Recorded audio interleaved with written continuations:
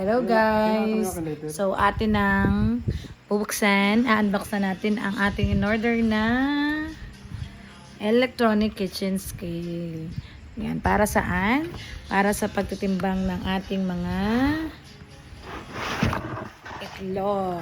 Yan, so makikita nyo guys, meron siyang, ayan, may mga nakalagay siyang sizes. Para malaman natin kung anong size yon, ilang grams, tapos anong size yun ng egg. Okay, so yan, pipindutin natin, tingnan natin kung umaandar siya.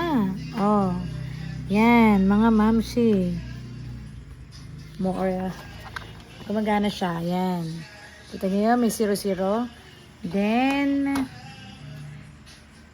yan, so pipindutin lang natin tong tear. Pipindutin lang natin tong tear para mag back to 0 siya. So, yan. So, ang size daw, 45 to 49 ay pulet. Pulet man tawag doon. 50 to 54 ay small. 55 to 59 medium. 60 to 64 large. 65 to 69 ay extra large. 70 up ay jumbo. Yan. So, magtitimbang tayo ngayon. Taran! Yan. So, guys, kita nyo, 49. So, ayan, 49. Ayan, 50. So, dito siya papatak sa small. Small na siya. Ay, ano ba yan? Ito naman ay 54. So, small pa rin siya.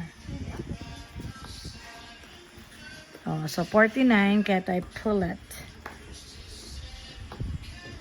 47, pulet pa rin. Ito ba? Oh. Pulet pa rin to. So ito, pulet pa rin.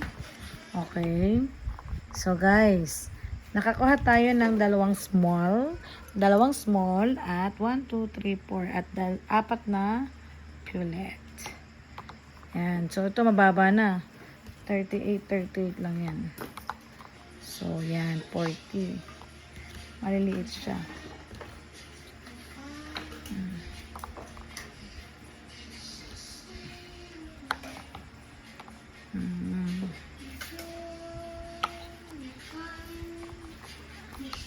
Hindi talaga siya.